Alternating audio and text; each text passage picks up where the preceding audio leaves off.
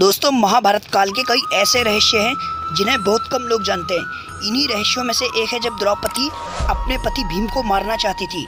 क्या कारण था कि द्रौपदी अपने ही पति की मृत्यु करना चाहती थी, और वो भी उस पति को मारना चाहती थी जो उसे सबसे ज़्यादा प्रेम करता था और उसकी हक की लड़ाई में सबसे आगे खड़ा रहता था। दरअसल पांडवों की पत्नी द्रौपदी महाकाली का रूप थी। इस बात का ज्ञान अर्जुन को था, जिसके बाद एक दिन अर्जुन द्रौपदी के कक्ष में गए।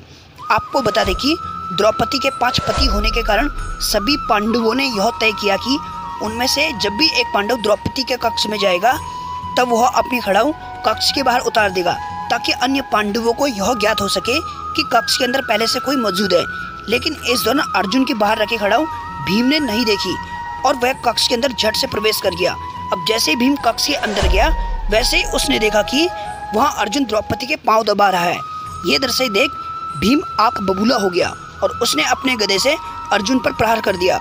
कुछ शोर सुनाई देने पर युधिष्ठिर कक्ष में पहुंचे और भीम से कहते हैं कि तुम ये क्या कर रहे हो, क्यों तुम अपने छोटे भाई को मार रहे हो। भीम युधिष्ठिर को बताते हैं कि यह द्रौपदी के पाँव दबा रहा है। क्या कोई पति अपनी पत्नी के पाँव दबाता है? युधिष्ठिर को यह ज्ञात था कि द्रौपदी महाकाली का रूप है, इसलिए वो भीम को चुप कराते हुए कहते हैं कि यह अर्जुन और द्रौपदी का आपसी प्रेम है।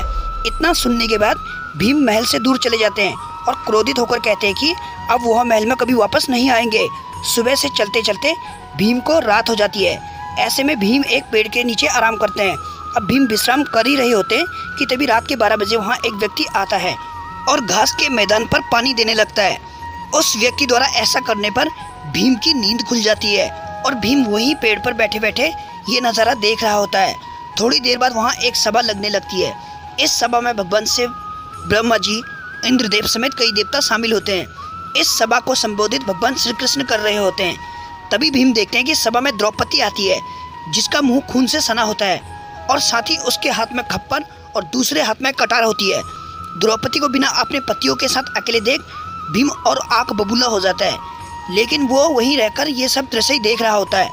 विकराल रूप में आई द्रौपदी तभी सभी के सामने कहती है कि माधव मेरे सखा हैं और उन्होंने मुझसे ये वादा किया है कि वो मेरा ये खप्पर खून से भरवाएंगे।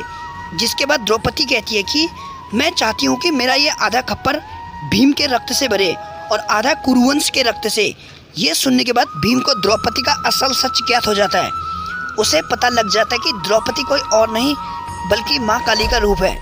द्रौपदी की ये बात सुनकर भीम काफ़ी डर जाता है और सभा खत्म होने के बाद डरते हुए भगवान कृष्ण के पास जाता है और उन्हें पूरी बात बताता है कि उसने सभा में क्या देखा, उससे वह अपनी जान कैसे बचा सकता है।